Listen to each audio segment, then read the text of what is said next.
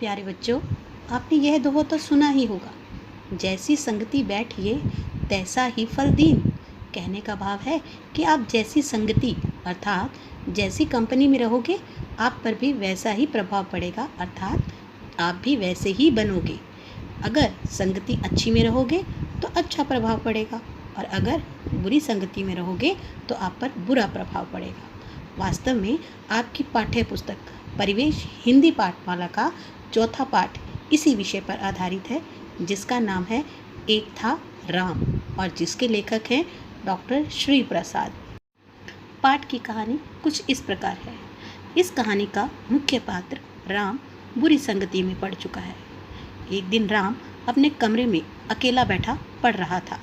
शाम के 6 बजे उसके पिताजी दफ्तर से आते ही उसके कमरे में आते हैं और उससे पूछते हैं कि क्या आज परीक्षा में कोई बात हुई थी। राम के चुप रहने पर वे फिर से उससे कड़क कर पूछते हैं कि क्या आज तुम्हारे गणित के अध्यापक रविशंकर जी ने तुम्हें नकल करते हुए पकड़ा था। तब राम जी कहकर उनकी बात को मानता है, कबूल करता है। तुमने उनसे क्या कहा था? राम के पिताजी उससे फिर से कड़क कर पूछते हैं। तभी राम की माँ और बहन भी उनकी बातें आकर सुनने लगती हैं। उसके पिताजी डांटते हुए उससे पूछते हैं, क्या तुमने अपने अध्यापक से यह कहा कि आज आपकी हिम्मत कैसी हुई मुझे नकल करते हुए पकड़ने की? आपने यह गलती क्यों की?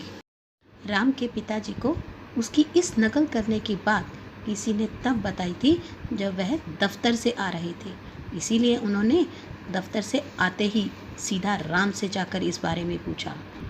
राम के पिता बहुत रईस आदमी थे, किंतु राम इस बात को नहीं जानता था कि उसके पिताजी गणित के अध्यापक से भी परिचित हैं, और वह नहीं जानता था कि उसकी इस घटना के बारे में उसके पिताजी से कोई कह भी सकता है। वास्तव में उसमें यह दोष कुछ ही दिनों से आया था, संगत सोबत के कारण, नहीं तो वह ऐसी गलती नहीं करता। तुम्हें शर्म आनी चाहिए अपने व्यवहार पर। मैं नहीं सोचता था कि तुम ऐसे हो। उसके पिता ने दुखी होकर उससे ऐसा कहा और तेजी से घर से बाहर निकल गए। वास्तव में राम गणित विषय में कमज़ोर था, इसीलिए कुछ लड़कों के बहकावे में आकर वह एक चिट तैयार करके ले गया था, और जिससे वह नकल कर रहा था। तभी उसके अध्यापक ने उसे पकड़ा था, और तभी उसने उनसे अपशब्द कहे थे। उसके गणित के अध्यापक एक तो राम के पिताजी को जानते थे, दूसरा वो जानते थे कि राम ने कोई खास नकल नहीं की, इसलिए उन्होंने उससे चुपके से चिट छीन ली थी और उसे मसल कर फेंक दिया था। वे यह भी जानते थे कि नकल करने पर पकड़े जाने पर कार्यवाही होती है और छात्र से फार्म भरवाया जाता है जिसमें वह नकल करने की बात लिखता है, और इस कार्यवाही से छात्र का 1 साल भी बर्बाद होता है। इसीलिए शायद यही सोचकर उन्होंने राम के खिलाफ कार्यवाही नहीं की, ताकि उसका 1 साल बर्बाद ना हो जाए और वह आगे पढ़ सके। पिताजी के चले जाने के बाद राम की माँ ने उससे लाख पूछा, पर उसने कुछ नहीं बताया। उसकी बहन छोटी थी, इसलिए वह पूछती भी क्या। अब राम अपने कमरे में अकेला बैठा मन ही मन घुट रहा था, और उसे अपने ऊपर आश्चर्य हो रहा था कि उसके मुख से ऐसी बातें कैसे निकली। वह अत्यंत दुखी हो रहा था, एक ऐसे अध्यापक का अपमान करके जिनका सभी सम्मान करते हैं।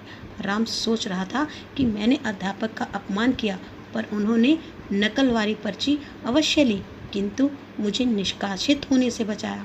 यदि वे चाहते तो फार्म भरवा लेते, और तब मेरा 1 साल भी बर्बाद हो जाता।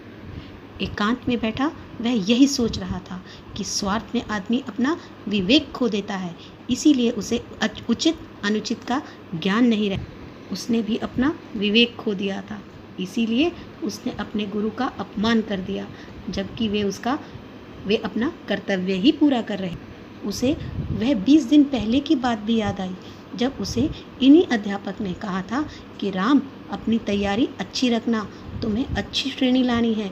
यदि गणित में कुछ पूछना हो तो घर आकर पूछ लेना, संकोच मत करना। किंतु भानुशंकर, त्रिभुवन और मोहन की कुसंगति में रहने के कारण वह उनकी इस बात को भूल गया था। ये वे विद्यार्थी थे जो घर से संपन्न थे, अपनी अपनी कार में पढ़ने आते थे और नौकर भी साथ होते थे। इसीलिए उन्हें मेहनत करके पढ़ने लिखने से कुछ मतलब नहीं था। कॉलेज में भी वे कोई ना कोई शरारत तो करते ही रहते थे। वास्तव में कॉलेज के प्रधानाचार्य व कुछ अध्यापक इनके घर वालों से दबते थे और उनके दबने का एक कारण यह था कि जब कॉलेज की इमारत बन रही थी तो इनमें से 2 लड़कों के दादा ने कॉलेज को काफ़ी धन दिया था। वास्तव में वे अच्छे लोग थे। भानुशंकर, त्रिभुवन या मोहन की तरह बुरे विचारों वाले नहीं थे। करीब 1 घंटा बीत जाने के बाद राम की माँ आती हैं और उससे कहती हैं, चलो खाना खा लो, जो हुआ सो हुआ, तुमने गलती की, अपने अध्यापक का अपमान तुम्हें नहीं करना चाहिए। तब राम कहता है, मैं खाना नहीं खाऊंगा। वह रो पड़ता है, कहता है, मैंने अध्यापक का अपमान किया है, मैं मुंह दिखाने लायक नहीं रहा, मैंने बहुत बड़ी गलती की है। मैं फूट फूट कर रोता है। बेटे को रोता देख माँ भी रो पड़ती है और बहन की आंखों में से भी आंसू आ जाते हैं। तब तक राम के पिताजी भी कमरे में आ चुके होते हैं। जैसे ही वे कमरे में आते हैं, राम जोर से बिलक उठता है और पिताजी से कहता है, पिताजी मुझे माफ़ कर दीजिए, मुझसे सचमुच भारी गलती हो गई। बेटे की आंखों में पश्चाताप के आंसू देख पिताजी की आंखों में भी आंसू भर आते हैं। वे उससे कहते हैं, रो मत, कल तुम अपने अध्यापक के पास जाना और उनसे माफ़ी मांग लेना, वे तुम्हें माफ़ कर देंगे। मैं उन्हीं के पास गया था। उनके कहने के बाद वह मुँह हाथ धोता है और उनके सबके साथ मिलकर खाना खाता है और निश्चय करता है कि वह त्रिभुवन, भानुशंकर और मोहन जैसे साथियों का साथ छोड़ देगा और जाकर अगले दिन अपने अध्यापक से माफ़ी मांगेगा। तो देखा विद्यार्थियों, एक कुसंगति कितने बड़े पाप करवा देती है इंसान से। तो आपको भी यह चाहिए कि आप मेहनत से अपनी पढ़ाई करें और बुरे संगी साथियों से दूर रहें। बच्चों, अपने पाठ्य पुस्तक में से इस पाठ का पठन पुनः करें व पाठ के अंत में दिए गए इस अभ्यास कार्य को करने का प्रयत्न करें। साथ ही अपनी उत्तर पुस्तिका में दिए गए शब्दों के अर्थ लिखकर उनका वाक्यों में प्रयोग भी करें। धन्यवाद।